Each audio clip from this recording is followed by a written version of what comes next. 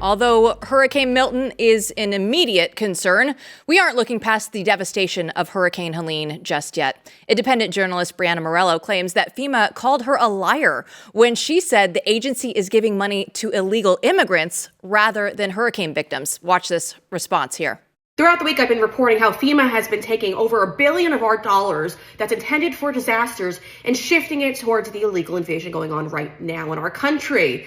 Now, FEMA's addressing my report on their website right now, calling it a rumor, actually. They're saying that this is false. No money is being diverted from the disaster response needs. Interesting. That's very interesting that FEMA is now denying this. And the reason why I say that is, take a listen. Okay, I never divulge who my sources are behind a story, but I'm going to do it now because I don't want FEMA calling me a liar.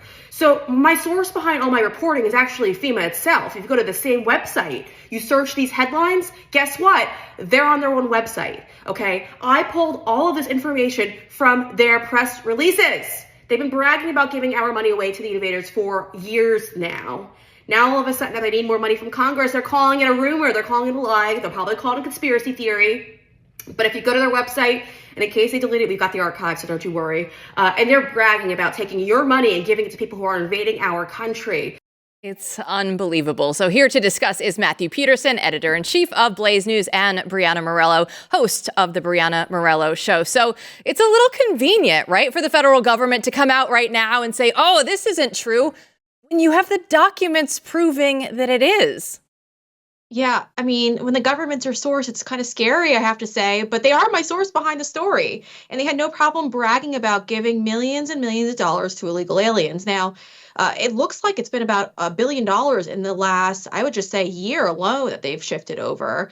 Now, they're claiming that this money wasn't money meant to be used on disasters itself, but that's literally what FEMA is as a whole. So the fact that they're sending some of our money over to help with the invasion, help keep that going, is concerning. And the worst part about all of this is, while I was digging and trying to find all of this, I actually reached out to the audit group, Open the Books, and asked them if they had any information on FEMA itself.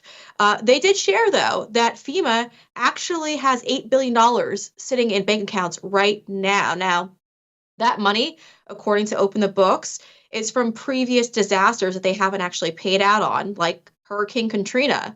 I mean, it's been sitting in bank accounts for years now, but they want more money so that they could keep this invasion going. And so they have to beg to Congress, and they've tried to hide all of this. So FEMA's out here calling it a rumor, but if it's a rumor, they started it themselves because it's on their own website. Well, it's on their own website, and the White House is also trying to back away from this as well. Let's take a listen to Karine Jean-Pierre when she was contradicting about everything that FEMA and the migrants in that entire situation. It's just categorically false. No, Biden did not take FEMA relief money to use on migrants. So FEMA regional administrators have been meeting with city officials on site to coordinate available federal support from FEMA and other federal agencies. Funding is also available through FEMA's emergency food and shelter program to eligible local governments and non-for-profit organizations upon request to support humanitarian relief for migrants. When I watch that, I just say, they have to think we're stupid, right? They know that these documents, as you have gone out and found on the FEMA website, that they were there on the website.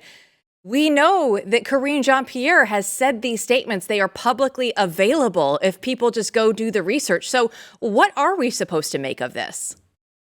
I mean, they just think that we're idiots and that you guys won't do your own research at home. I mean, that's just really what it all comes down to. I mean, they had no problem. Actually, and this is the one positive thing, right? You just saw the press secretary actually admitting that what's happening right now at our border is a disaster because that's what FEMA was set up for, was to handle disasters, and that's what they're using it for in that instance. So at least that's the one good positive thing about this. But again, they just think that you're not going to do your own research, to look into any of this, and that you're just going to go with whatever they put out there. Now, whenever the White House press secretary calls something disinformation, misinformation, I'm automatically interested in whatever they're trying to debunk. That's usually the truth at this point.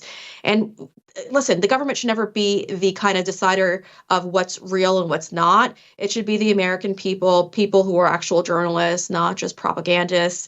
And we'll just let them decide at this point. But all the information's out there. All you have to do is a little bit of digging and you could find it yourselves. And what's crazy about this to me is all they have to do is say something like, look, of course we're spending billions of dollars for illegal immigrants. That's what we do. You know, we do it. We say we do it. But we also have billions of dollars for the victims of the hurricane. Don't worry, it'll be fine, right?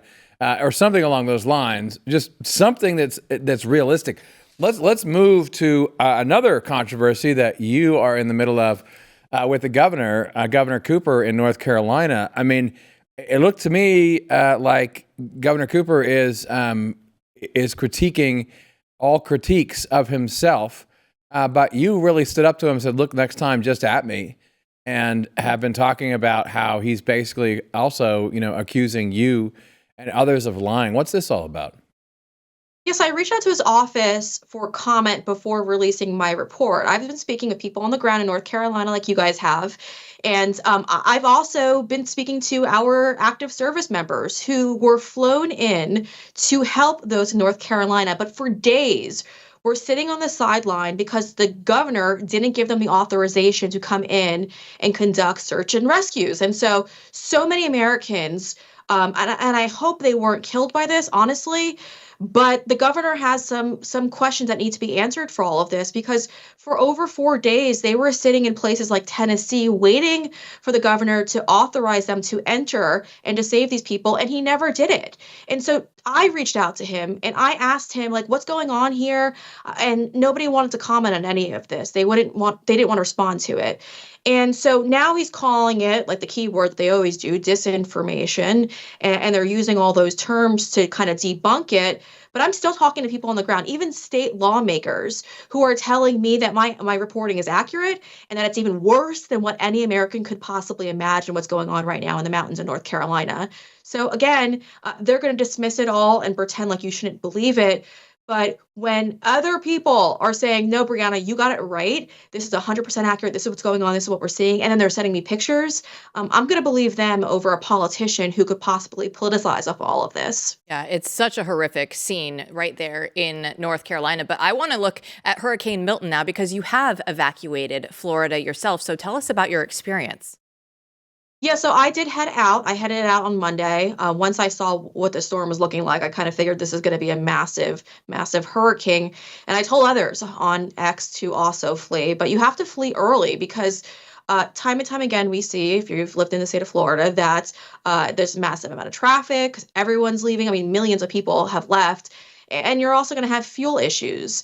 They need to preserve the fuel that they have currently in the state. And I know a lot of people were kind of like going around and like, oh, wait, there's still fuel here, but it's marked that there is no fuel. A lot of that's being saved for first responders. They just don't want to advertise that.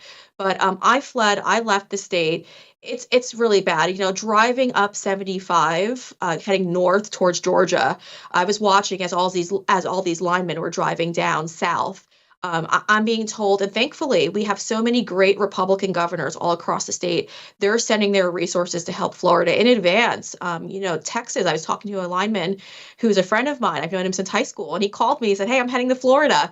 So they're bringing people in from Texas and from all over the country to help out, because we can't rely on our federal government. We have to rely on other states to help us out. And that's just the reality here that's going on right now under Biden and Harris.